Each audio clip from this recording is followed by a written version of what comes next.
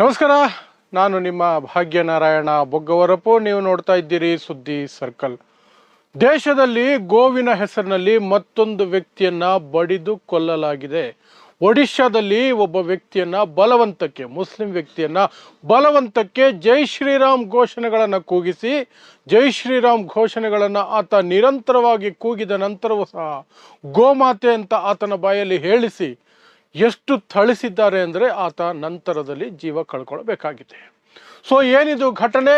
ಇಂಥ ಘಟನೆ ಒಡಿಶಾದಲ್ಲಿ ನಡೀತಾ ಇದೆಯಲ್ಲ, ಇದರ ಹಿನ್ನೆಲೆಯನ್ನು ಸಹ ನಾವು ಅರ್ಥ ಮಾಡಿಕೊಳ್ಳೋ ಪ್ರಯತ್ನ ಮಾಡೋಣ. ಸೊ ಒಡಿಶಾದಲ್ಲಿರುವಂತಹ ಬಾಲಾಸೋರ್ ಅನ್ನುವಂತಹ ಜಿಲ್ಲೆಯಲ್ಲಿ ಅಸ್ತಿಯಾವ ಅನ್ನುವಂತಹ ಊರು, ಆ ಊರಿನಲ್ಲಿ ಪಿಕಪ್ ಗಾಡಿ ಒಂದು ರಾತ್ರಿ ಹೊತ್ತು ಹೋಗ್ತಾ ಇರುತ್ತೆ. ಆ ಪಿಕಪ್ ಗಾಡಿ ಖಾಲಿ ಇರುತ್ತೆ.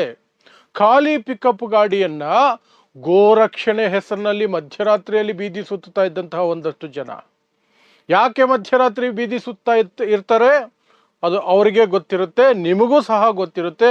ಅವರ ಉದ್ಯೋಗಗಳೇನು, ಅವರ ಲೂಟಿಗಳೇನು, ಅವರ ಕಲೆಕ್ಷನ್ಗಳೇನು, ಏನೇನಿರ್ತವೆ ಅಂತ. ಆ ಒಂದು ಪಡೆ ಆ ಗಾಡಿಯನ್ನು, ಆ ಪಿಕಪ್ ಗಾಡಿಯನ್ನು ತಡೆಯುತ್ತೆ. ಆ ಪಿಕಪ್ ಗಾಡಿಯನ್ನು ತಡೆಯೋಕ್ಕೆ ಪ್ರಯತ್ನ ಪಟ್ಟಾಗ ಇವರಿಗೆ ಭಯ ಆಗುತ್ತೆ. ಇಬ್ಬರು ಮುಸ್ಲಿಮರು ಆ ಪಿಕಪ್ ಗಾಡಿಯಲ್ಲಿ ಇರ್ತಾರೆ. ಆ ಪಿಕಪ್ ಗಾಡಿಯನ್ನು ಬಲವಂತಕ್ಕೆ ನಿಲ್ಲಿಸೋಕೆ ಹೋದಾಗ ಪಿಕಪ್ ಗಾಡಿ ಉರುಳೋಗುತ್ತೆ. ಪಿಕಪ್ ಗಾಡಿ ಉರುಳಿ ಬಿದ್ದ ತಕ್ಷಣ ಅದರಲ್ಲಿದ್ದಂತಹ ಡ್ರೈವರ್ ಇಳಿದು ಓಡಿ ಹೋಗ್ತಾನೆ. ಆದರೆ ಕ್ಲೀನರ್ ಇದ್ನಲ್ಲ ಪಾಪ, ಕ್ಲೀನರ್ ಸಿಗಾಕೊಳ್ತಾನೆ. ಆ ಕ್ಲೀನರ್ ಹೆಸರು ಶೇಖ್ ಮಕರಂದ್ ಮೊಹಮ್ಮದ್ ಅಂತ. 33 ವರ್ಷದ ಶೇಖ್ ಮಕರಂದ್ ಮೊಹಮ್ಮದ್ ಅನ್ನುವಂತಹ ವ್ಯಕ್ತಿ ಇವರ ಕೈಗೆ ಸಿಕ್ಕಾಕೊಳ್ತಾನೆ. ಧರ್ಮಾಂಧತೆಯಲ್ಲಿ ಒಂದು ಕಡೆ, ಇನ್ನು ಇಂಥ ಕೆಲಸಗಳಿಗೆ ಹೋಗುವಾಗ ಅದು ಏನೇನು ಸೇವನೆ ಮಾಡ್ಕೊಂಡಿರ್ತಾರೋ ಇಂತಹ ರೌಡಿ ಗುಂಪುಗಳು, ಆ ಮತ್ತು ಒಂದು ಕಡೆ, ಮತ್ತು ಇವ್ರಿಗೆ ಏನು ಮಾಡಿದ್ರು ಸಹ ನಮ್ಮ ಸರ್ಕಾರ ಇದೆ, BJP ಸರ್ಕಾರ ಇದೆ, ಯಾರು ಏನು ಮಾಡ್ಕೊಳಕ್ಕಾಗಲ್ಲ ನಮ್ಮನ್ನ ಅನ್ನುವಂತಹ ಭಂಡ ಧೈರ್ಯ ಇದೆಯಲ್ಲ, ಅದೆಲ್ಲವೂ ಮಿಶ್ರಣ ಆದರೆ ಏನಾಗುತ್ತೆ ಅನ್ನೋದಕ್ಕೆ ಈ ವ್ಯಕ್ತಿ ಆಮೇಲೆ ಅನುಭವಿಸ್ತಾನಲ್ಲ ಹಿಂಸೆ, ಅದೇ ಸಾಕ್ಷಿ. ಶೇಖ್ ಮಕರಂದ್ ಮೊಹಮ್ಮದ್ ಅನ್ನುವಂತಹ ವ್ಯಕ್ತಿ, ಆ ವಿಡಿಯೋ ಇದೆ ಆತನ ಮೇಲೆ ಹಲ್ಲೆ ಆಗಿರುವಂತಹ ವಿಡಿಯೋ. ಅದನ್ನು ನಾನು ಪ್ಲೇ ಮಾಡೋಕ್ಕಾಗೋದಿಲ್ಲ. ಅಷ್ಟು ತೀವ್ರವಾಗಿ ಹಿಂಸಾತ್ಮಕವಾಗಿ ಆತನ ಮೇಲೆ ಎರಗಿರ್ತಾರೆ ಆ ಇಡೀ ಗುಂಪು. ಆತನ ಬಾಯಲ್ಲಿ ಜೈ ಶ್ರೀರಾಮ್ ಕೂಗಿಸ್ತಾರೆ.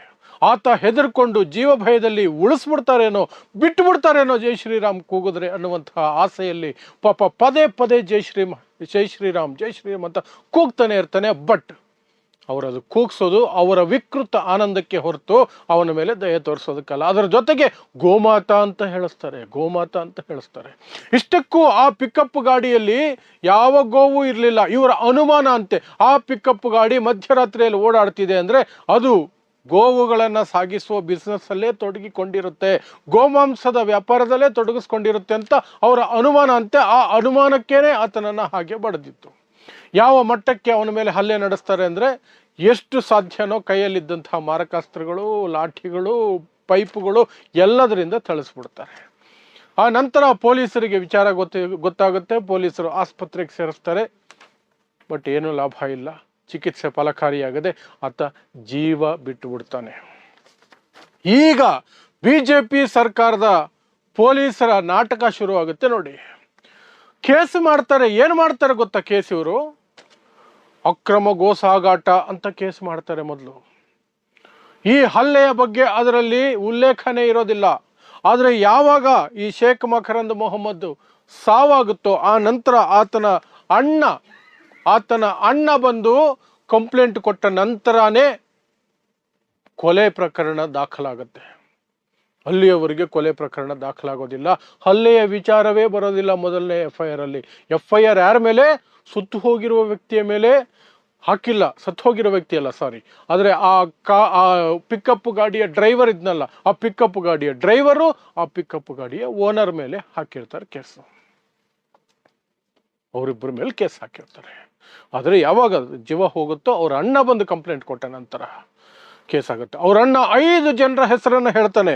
ಬಾಪು, ಪವನ್, ಪಿಂಟು, ನೇಪಾಳಿ, ಚೀನು, ತೆಲಂಗಾಣ ಅನ್ನುವಂತಹ 5 ಜನರ ಹೆಸರನ್ನು ಹೇಳ್ತಾನೆ. ಆದರೆ ಪೊಲೀಸರು 3 ಜನರ ಮೇಲೆ ಮಾತ್ರ FIR ಮಾಡಿ 3 ಜನರನ್ನ ಬಂಧಿಸಿದ್ದಾರೆ. ಮುಂದಿನ ತನಿಖೆ ಕೈಗೊಂಡಿದ್ದೀವಿ, ಇನ್ನೂ ಯಾರಾದರೂ ಅದರಲ್ಲಿ ಪಾಲ್ಗೊಂಡಿದ್ರೆ ಅವರನ್ನು ಗುರುತಿಸಿ ಕಂಡು ಹಿಡಿದು ಬಂಧಿಸ್ತೀವಿ ಅಂತ ಪೊಲೀಸರು ಹೇಳಿಕೆಯನ್ನು ಕೊಟ್ಟಿದ್ದಾರೆ.